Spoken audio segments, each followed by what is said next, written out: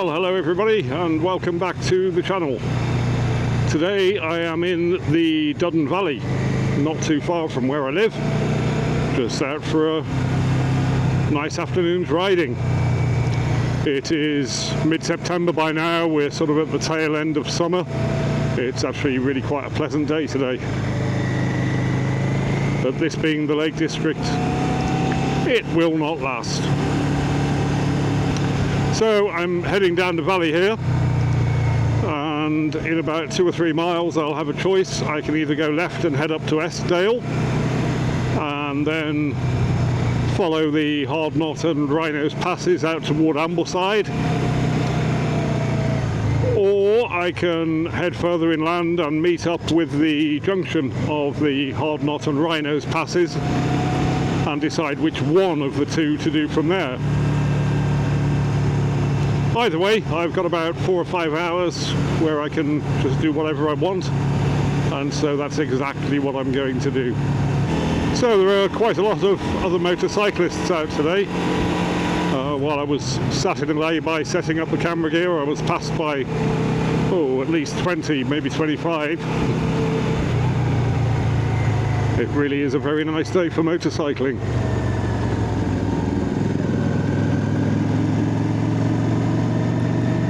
As I'm sure this guy in front of me would attest.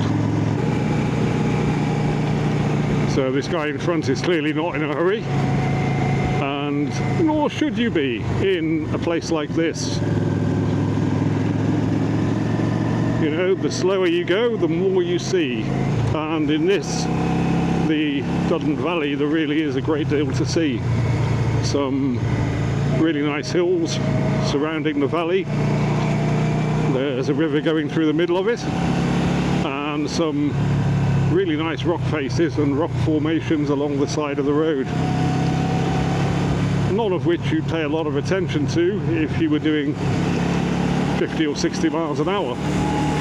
Fun though that may be, it's not the way I'm riding today.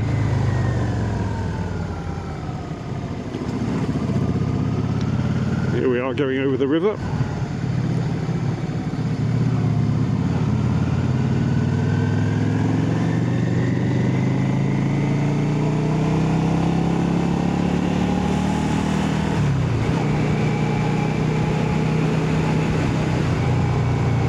I might just follow this guy and see where he's going actually. That's a novel idea. Novel idea for a YouTube video. Follow the bike ahead. Oh, he's pulling in. Okay, that's that idea scuppered. That was good while it lasted. So it's either a left turn to Eskdale or it's straight on. Snap decision. I'm going straight on.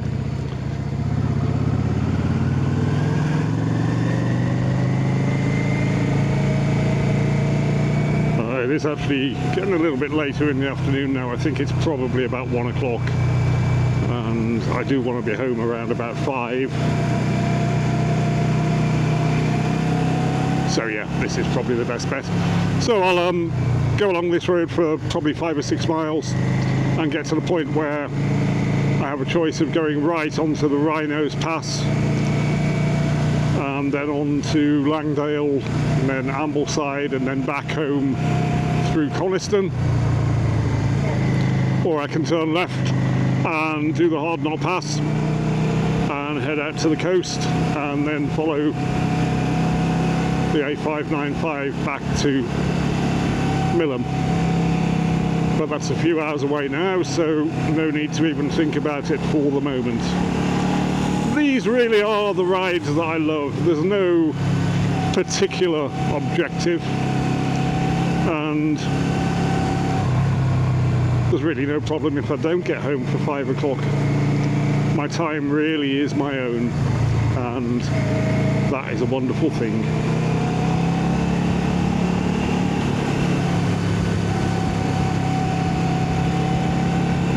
So yeah, I've ridden this road about half a dozen times by now. Different every time. Changes depending on the season. changes depending on the weather. And of course you never know what's around the corner this time.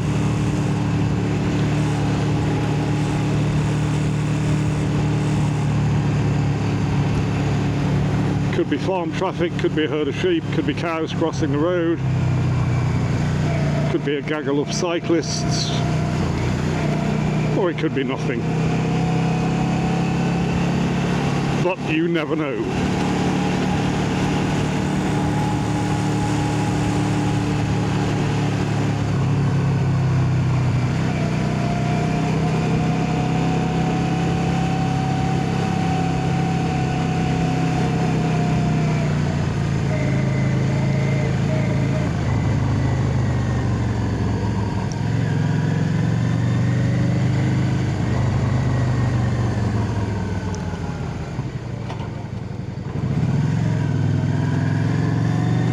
So up ahead is Wallow Barrow Crag, Wallow Barrow, nice place to go rock climbing.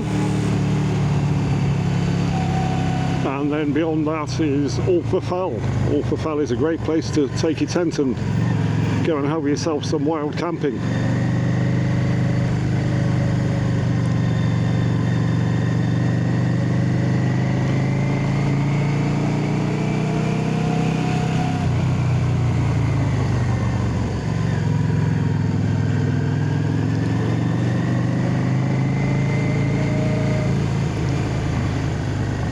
Just noticed that my DJI app on the phone is failing to load. So whether that's to do with the poor internet connection in this valley or something else, I do not know. But I will have to have a stop fairly soon and find out.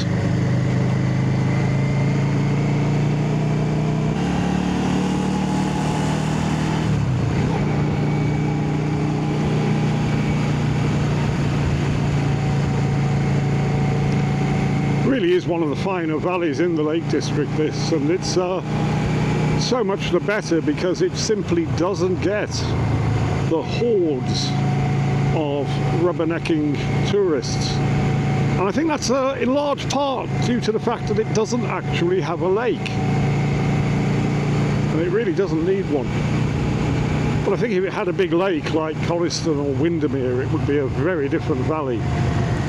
But there are scarcely any hotels, bed and breakfasts, or any kind of tourist attraction along this road, which makes it really quite quiet and lovely.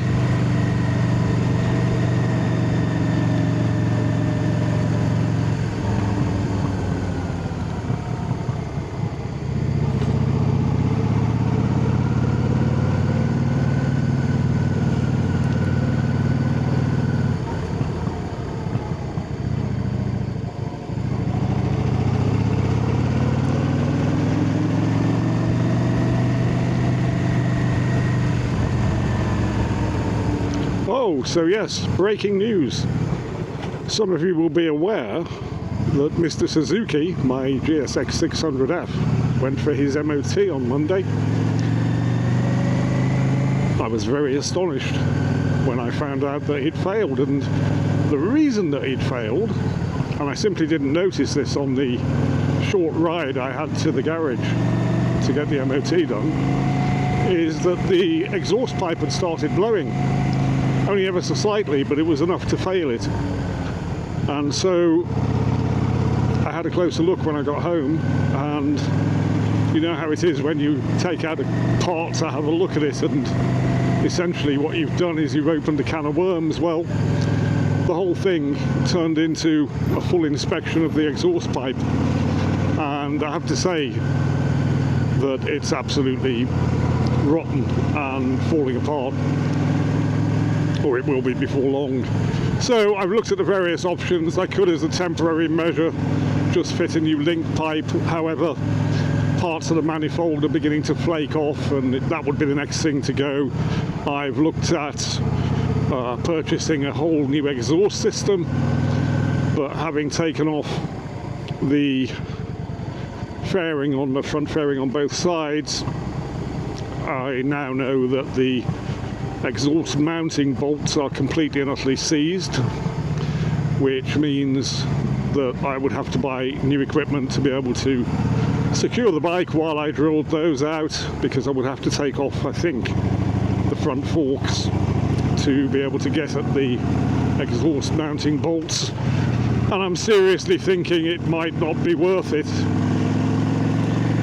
The motorcycle is now over 25 years old, it's done nearly 30,000 miles, and yeah, I've done nearly 20,000 of those. It's been a fabulous bike to own, but it might be a little bit beyond economic repair.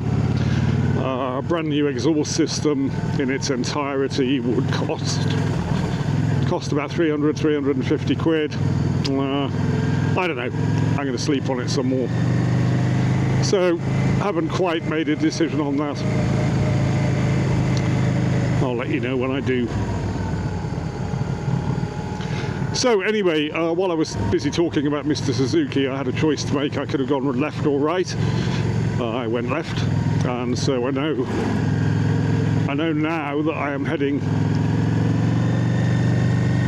quite imminently for a little place called Kochlibeck, and I know that I'll be able to pull over there and check the camera settings, try and get this DJI app working again, and then it will be decision time. Do I go hard knot? Do I go rhinos? We will see.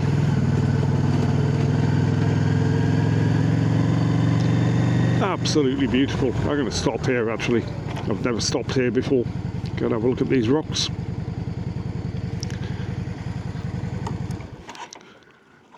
And there are even some cows to look at. Oh look, no amping. What does that mean? Acoustic music only. Leave your amps at home. That isn't what it means, of course.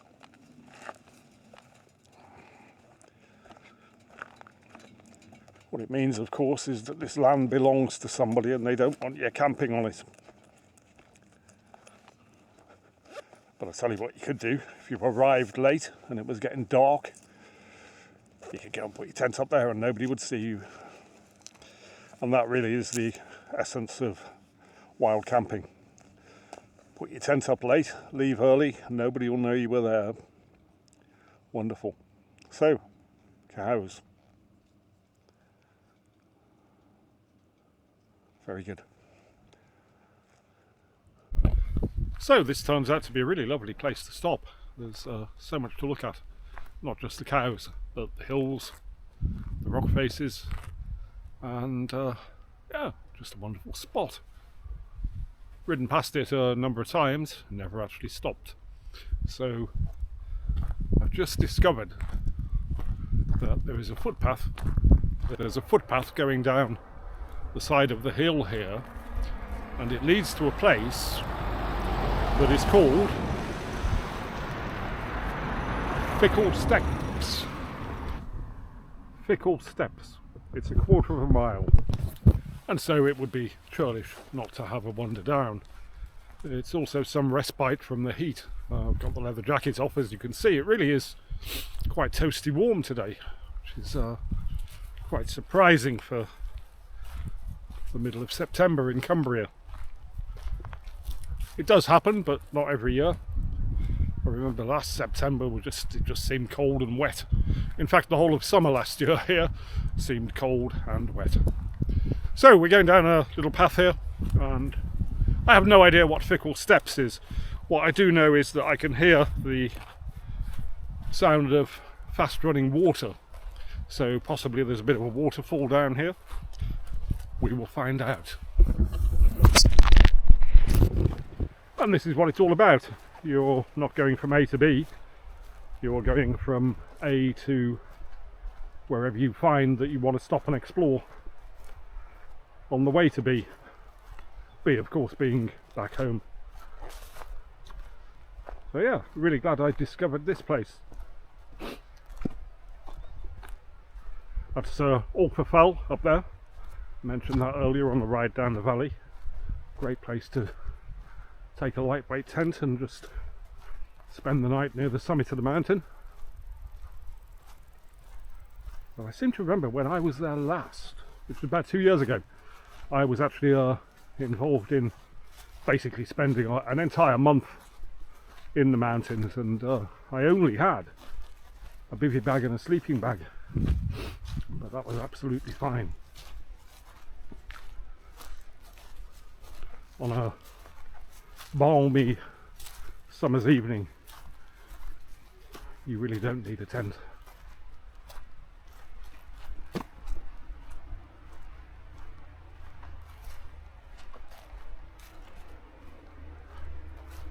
And the wind is actually almost non-existent today, so I'm thinking that I might even put the drone up. I've not had the drone up since, I don't know, not since we were in Europe, I don't think. And definitely hear rapidly running water.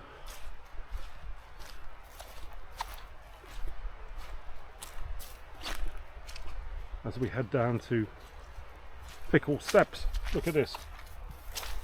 Careful footwork. This is why when I'm out on rides like this, where I know I'm going to be going off on foot exploring, that I tend to wear walking boots rather than motorcycling boots. And they're still going to offer you a good deal of protection if you come off the bike. I mean, these are designed for serious hill walking.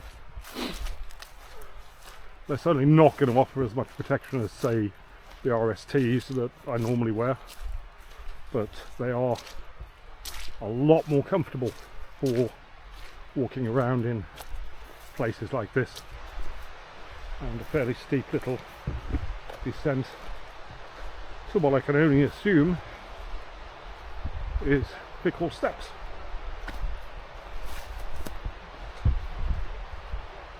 We're about to find out. I can hear the sound of voices.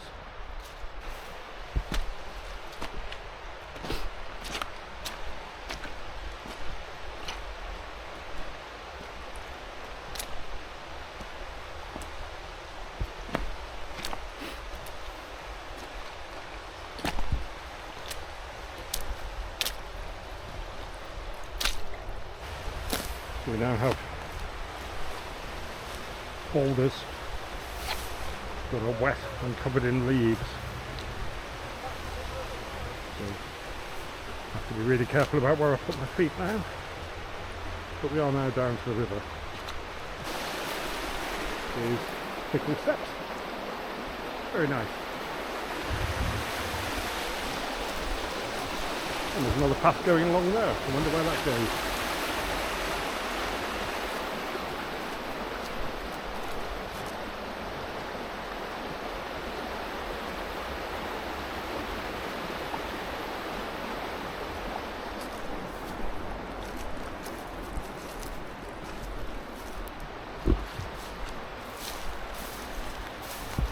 See if we can get along here a little bit.